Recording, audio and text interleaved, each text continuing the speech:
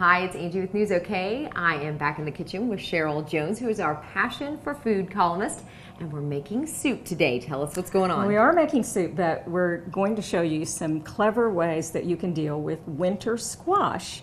And it's nice to start thinking about these are being harvested now, and they're absolutely beautiful in the store. And some of the acorn squash are just gigantic like this. So you can have another side dish for your family with just one squash, which is great.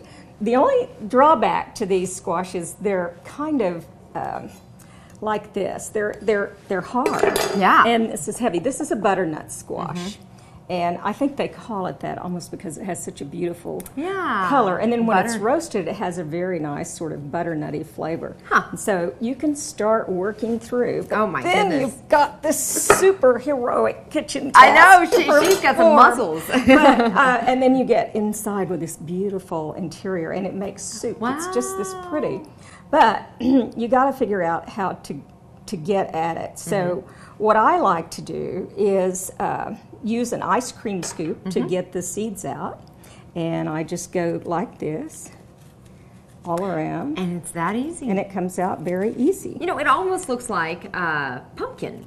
It does, and it's a cousin of pumpkin. Okay. It is. Pumpkin is really like a squash.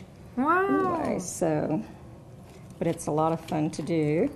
And this is something your children will probably enjoy doing, or your grandchildren. And we'll just scoop these at home. I put them in compost, but they make great compost. And then next summer and spring, your butternut squash will come up in your garden. There you go. That's seeds. a good idea. Yeah. That's a good idea. So, which is nice, and it's not too difficult to scoop. But I like the ice cream scoop because you can really get in and get them out. Yeah. Another way that you can do it that makes it a lot easier, and because I don't know about you, but I don't like pretending that my big, strong kitchen knife is really an axe and getting into these things. So you can take this and drop it in the microwave and soften it. For about how long? Oh, 40 seconds maybe. Wow. And we'll start it up. So that actually softens it to where when you cut through it. You can get through it, and it doesn't, I mean, you can still scoop the seeds and do everything. Wow. And then what we're going to do, there are several ways you can do it. You can peel it, and then just with a good potato peeler, a vegetable peeler, and then you can cut it in little chunks and cook it in a pan on top of the stove to make the soup. And you could cook it in chicken broth, for instance, and then you put the whole thing in the blender. Oh, yum. While it's still warm and mix it all together. But I like the taste of the squash roasted. I think it has a more intense flavor this way. So I like to bake mine ahead, and it's good just to serve.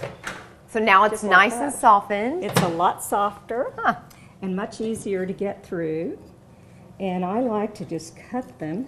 This one didn't work at full power, I guess. Didn't soften it very much. You can always put it back in for a few seconds. Sure. But it is easier to get through. Yeah. Why don't you do that one, and I'll do this one. Yeah, this one looks easier. I'll do this one.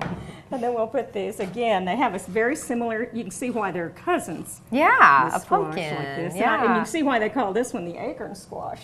This is really my favorite of the winter squash, just baked, because there's so many things you can do with these. I mentioned some of them in the column. And there you go.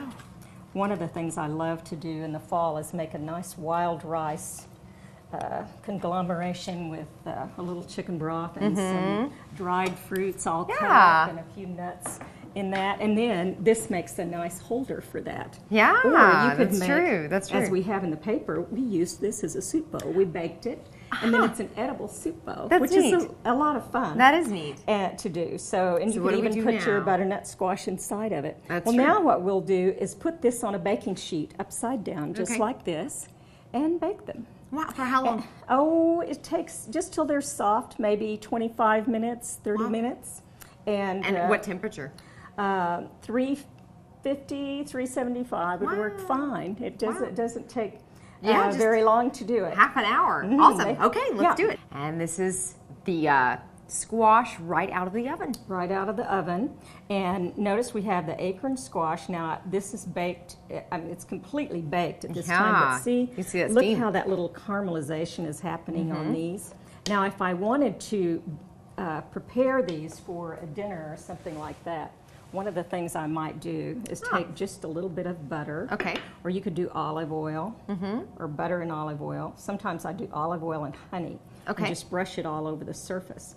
But my family likes this method. And I'm using a lower calorie whipped butter for this because I'm trying to save calories every place that I can. Well, yum. I bet Fats. that, oh, yeah, that looks good. And then, you know, you can put a little bit of cinnamon on it. Oh, like so. Now that's got to be good. Oh, and it smells, it's reminiscent a little bit of, you know, pumpkin pie or something like that. And I like to add a little bit of ginger, and you can do nutmeg or, and if you have some freshly grated nutmeg, that's wonderful. And then this with a little honey glaze is nice. Or if you're not wanting the extra sugar, you might not want to use the glaze. Now, can you eat it right out of this? Oh, yes, you do at the table. And see, you'll put it back in the oven for maybe 10 more minutes, just like this on the baking sheet. Or you can slice them again, like this. Now, this baking sheet has a silpat over it, but if you don't want to do any cleanup, use foil. And then you can just throw it away when you're finished. But see, you can make little boats like this. And these too can be a source for filling. But I like to just eat it, and then you just scoop it out. There you go. But I love the peeling as well, and you can eat the peeling. For some people, it's not so appealing. Yeah. But now this is the butternut. This is our butternut squash, and this is going to become our soup. Our quick and easy soup. Now, you could use the acorn squash for this too, or you may want to roast some carrots along with it. And what you're going to get is a huge helping of beta carotene with this. So I'm just going to scoop and put it in. It goes in the blender container, and this is how easy it is. Wow, it really is. Wow, I mean. And it's a soup from scratch instead of out of a can. Well, it is, and it's so healthy because of what's in it. Right. That and you could add a little bit of orange peel to this. You could make it a curry with curry powder, and maybe a little bit of garlic or something like that. Or you might want to go with a more sweet. Rather than savory, or you could put, you know, some fresh herbs in it. Like there's one seed there that tried to stay behind. I'm sure that was mine. No, I'm sure I missed it. I think not. Anyway, then we go and we just get all this squash out of there, and again we just add that to your. So you drop it in the blender, and then drop it in the blender. Now, see, this soup doesn't have a particular measurement. But we're just going to put a little bit of liquid in. And what is to this? The top. This is just chicken broth. And it's the kind that is less sodium and fat-free. So we're watching all of those things. Now, if you want, you can make it a creamier soup by adding a little bit of cream, or you can use one of the fat-free half and halves. And I like to put just a tiny bit in. You can do this or not do it. You could also put a teaspoon or two of honey in it if you like. And I'm going to add just a little ginger to this because I love that. That would be good. Thing, and you can. So you could even roast the ginger with the squash if you like, or you could put some pieces of crystallized ginger. And then you just mix it, blend it all together. Let's see if we can get it to become this smooth, wonderful soup. Oh, looks good.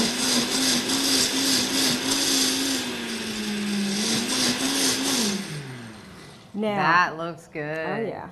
Now, this, I've made it pretty thick. Now, can you serve it up like that? Oh, you could serve it just like this. Wow. Now, there are several ways you can do it. Now, I like to serve soup. Now, you put it back in a pan and leave it where you could warm it and then serve it hot, you know, just spoon it off from the stove. Now, this is super thick. I could thin it down with a little more cream or a little more of something like that. It's almost like a puree. It's so thick right now. I you know. Could add more broth to it.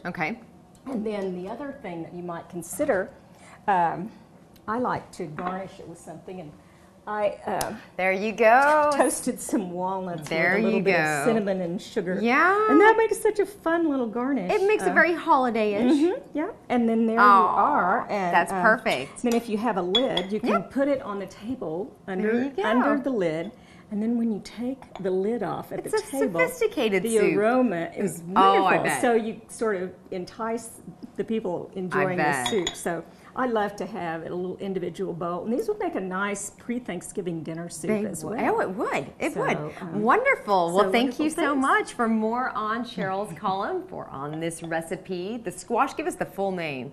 It's butternut squash bisque. Oh, Yeah, it's yum. really nice. Just So- check out the Oklahoman and you can find her food column in there. Thank you so much. Thank you, Angie.